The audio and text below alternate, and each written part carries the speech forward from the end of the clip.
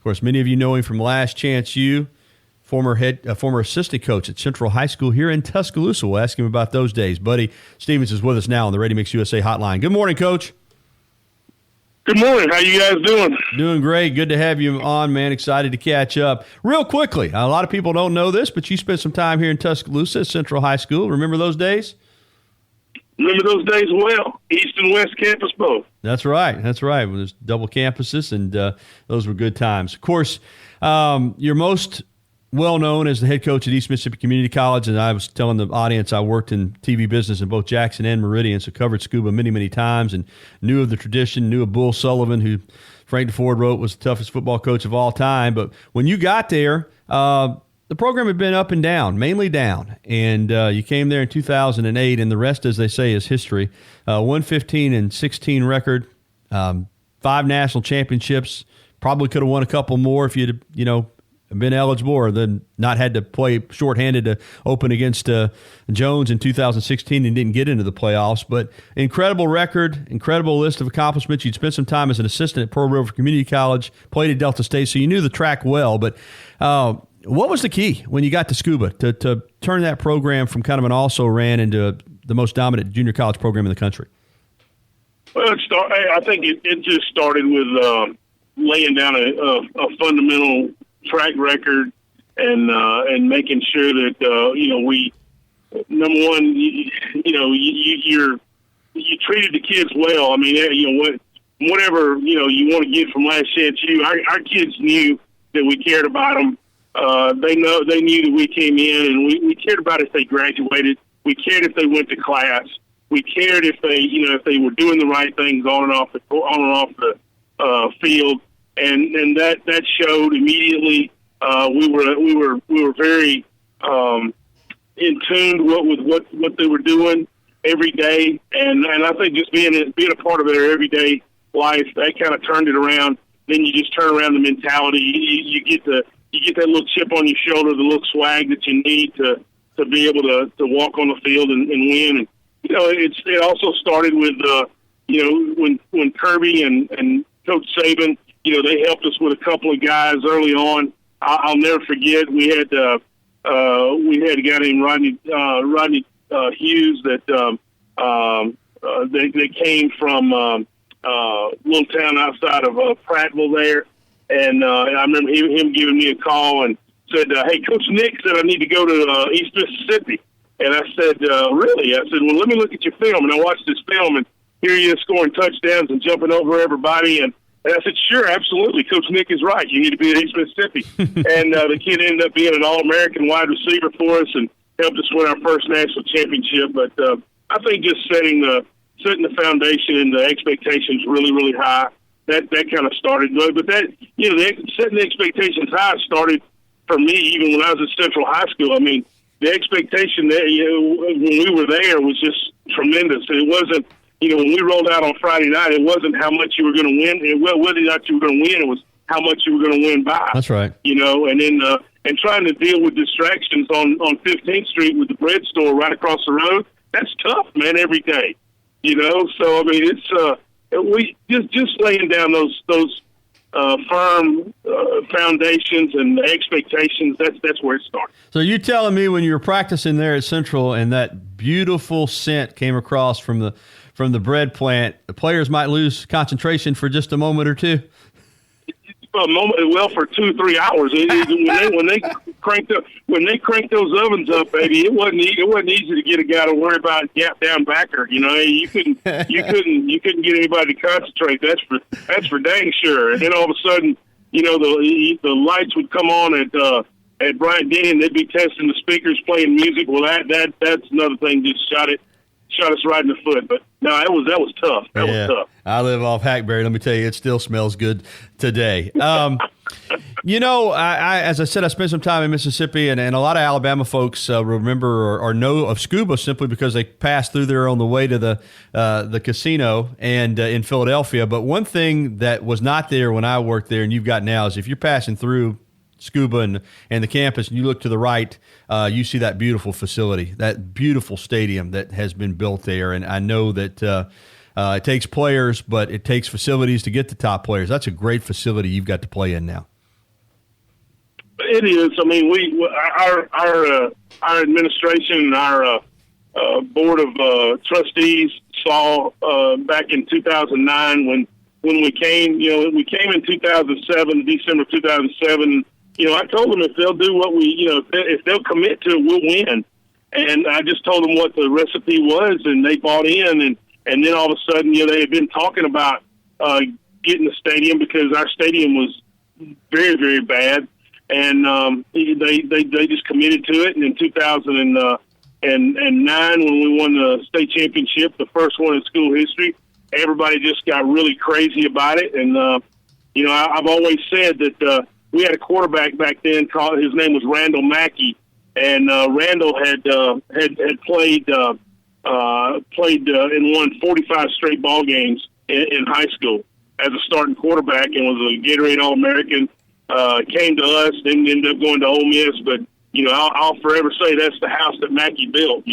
So he was a big part of with his teammates, a part of getting that thing started and getting the fever. And then once you had the fever, once they built the stadium, we were just lucky to win the national championship that first year. And boy, I tell you what, it made a huge difference in how people felt about scuba. Yeah, it did. And here you go. You're off and running. You get the stadium. You're winning national championships. You've got the traditions of Bull Sullivan, known as the toughest coach there ever was, according to Frank DeFord in Sports Illustrated. So you're winning big. You got this little small town, if you even want to call Scuba a town, and you draw the attention of some television producers. And in 2015, here comes Last Chance U. Did you have any idea at that time? And I know you wear your emotions on your sleeve. You're a football coach, and you're going to coach the same way whether there's cameras on you or not. But did you have any idea that would turn into what it turned into? No, man. If I had idea, I promise you, I'd have walked around with a guy standing behind me with a cattle prod poking me every time that something bad was fixing to come out of your mouth. But no, I mean, you don't think about it, and. I mean, you just have to do. The one thing that I said that I wasn't going to do, I wasn't going to let it be a documentary on me getting my butt fired, and we were going to, I mean, look, at some level, not in every program. I understand that, but I mean, look, it's football, it's athletics. I have to get the need for our guys to have immediate turnaround. The sense of urgency needs to be there for our kids, especially. It's a lot different than four-year schools, a lot different than high school, and so a lot of you take a lot of heat because you've let people inside the behind the curtain a little bit, circle. Yeah. Huh? Let them behind the curtain a little bit. Yeah, and you took I took a lot of heat for that, but from coaches around the country because you shouldn't have let them do this, you shouldn't let them do that. Well, here's the thing. Tell you what, I can't be fake. I can't do that. I'm not going to do that. So if we were going to do that, that was the thing that we had to do.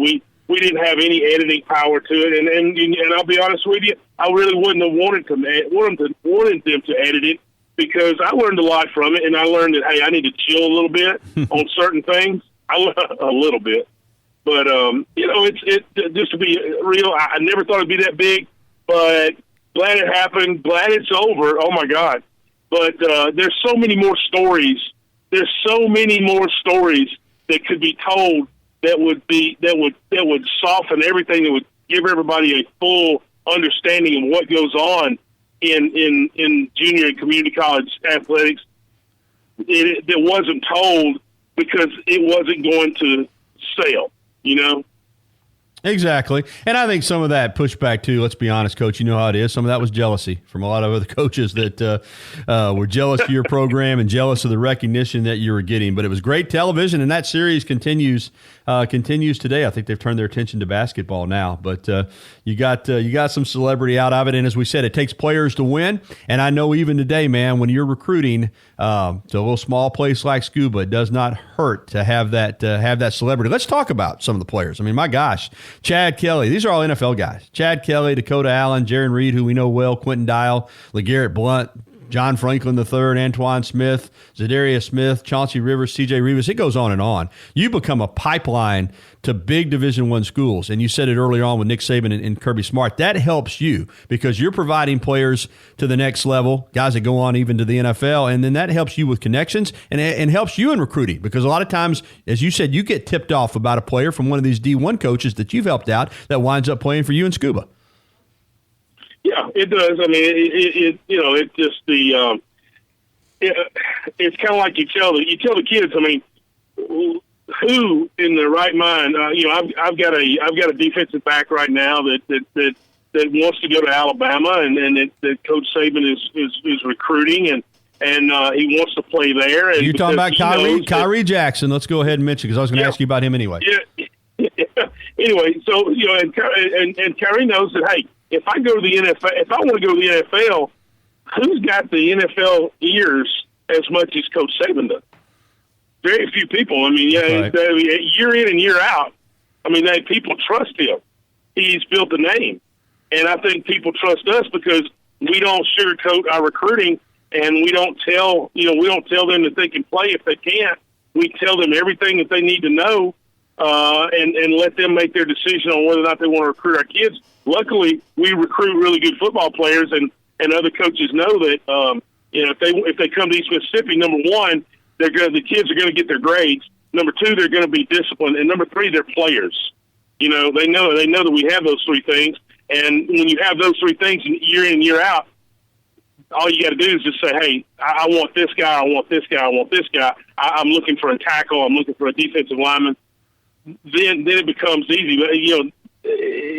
But the recruiting part of it is there. It gives you those things to sell, but people turn around and try to flip the script on you and say, "Hey, you're going to go there. You're going to be one of the just like they do at Alabama. You're going to go to Alabama and oh my goodness, or you're going to go to East Mississippi and you're just going to be one of the many. And you come here and you're going to be the star." Well, that works on some kids and it doesn't on others. Yeah, quick analysis of Khyree Jackson for us. First thing I noticed, of course, is his size for a corner, 6'3", 197. Yeah. What makes him a really good prospect? He has really good ball skills. He can change direction better than anybody 6'4" I've ever. I'll tell you, he's the best defensive back I've ever coached, and I've been in this league for 19 years, and I've coached him. He's the best one I've ever coached. Period. And Alabama's strong on his list, huh? Yeah. Okay. All right. They're strong, and he's a really, really good kid. Really good kid. Comes from a great family, and just he just didn't qualify academically, but he's proving himself now in the classroom, and I think he's grown a lot and grown up a lot. And gosh, he's going to play. He's going to play somewhere on Sunday. I can tell you that. Wow. Wherever he plays on Saturday, he's going to play on Sunday. All right. Well, we're keeping an eye on Khyree Jackson. All right, Coach. News of the day is of course, we're going through this pandemic. I saw the National Junior College Athletic Association has shifted football to the spring. They'll start in March. They'll wrap up the national championship in June. But the Mississippi Association of Community Colleges has not yet decided if they're going to go along. Is that right? Where does it stand with you guys there in Mississippi as far as football in the fall or the spring? I think that our presidents are just trying to look at all the options and not close any doors. The NJCAA has in their ultimate wisdom has not only said we're going to move everything to the spring, but they said you have a 60-day. You can have a window between August the 15th and November the 15th to get in 60 days of practice with 3 scrimmages. Well, now, hold on a second. Either you can play in the fall and practice in the fall, or what's the difference in practicing and playing and practicing and scrimmaging against another team? None. I mean, I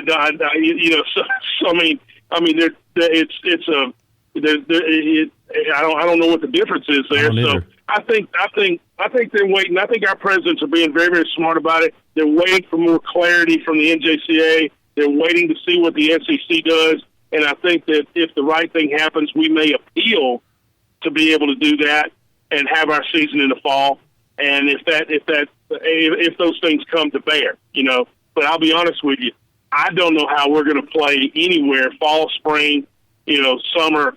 I don't know how we're going to play unless we have some type of vaccine, because I don't know how we on this level test and on division high school level, on Division III, the NAIA, Division II, even in the FCS, how are we going to play without that vaccine, because we don't have the money to test every single 2 or 3 times a week. You don't have that. And we don't have the ability to go into a bubble. So, I mean, yeah, I don't know where we're going to go with it. I just know we're in very unprecedented times. I know that our kids right now are feeling what the high school and college and professional athletes have been feeling up to this point. Whether the baseball, the softball, basketball, track, all the soccer, all these different sports have been put on the back burner. Well, guess what? Football may be king in a lot of places, but football is also susceptible, even more so than a lot of these other sports. And it may be our time to have to sit back and say, pandemic wins on this one. Yeah, do what's best for the greater good. Coach, we're smack out of time, but, man, I've enjoyed the conversation. Good to catch up with you, and continued success there in Scuba. Great to catch up with you. Thank you, and go Lions. All right, Coach Buddy Stevens.